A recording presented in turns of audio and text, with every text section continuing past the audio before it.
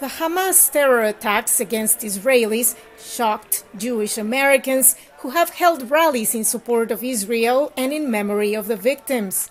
Yair Lev, originally from Jerusalem, shared his views during a rally in Philadelphia. It's about condemning the worst crime in the last 80 years, anti-Semite, anti-the Jews.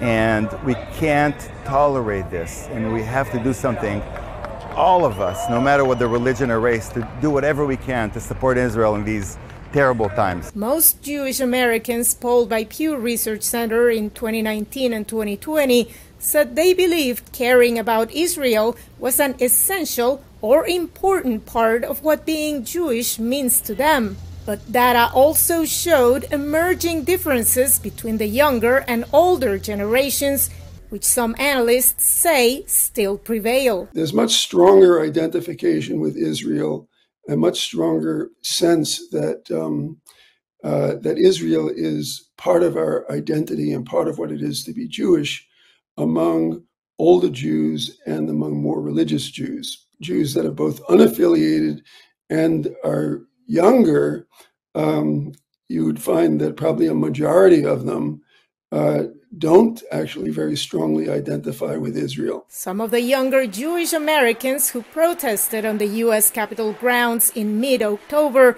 say they were devastated by the Hamas sneak terrorist attack, but disapprove of Israel's military response and the ensuing humanitarian crisis in Gaza. We are bringing that grief and that pain into the streets to say that this war, this assault on the Palestinian people that is happening right now is not going to keep our relatives safe.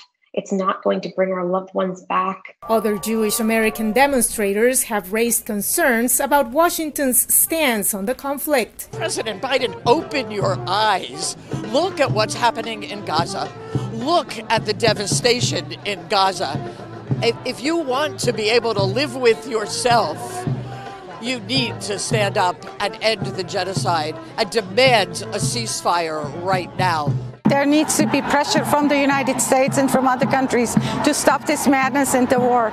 Asher Kaufman, a professor of history and peace studies, noted that as Israel's counterattack continues and the death toll from the violence climbs, it becomes more difficult to hold nuanced views on the conflict. You can condemn the actions that Hamas perpetrated on October 7th. And at the same time, you could also be critical of the Israeli continued occupation of the West Bank and the siege of Gaza.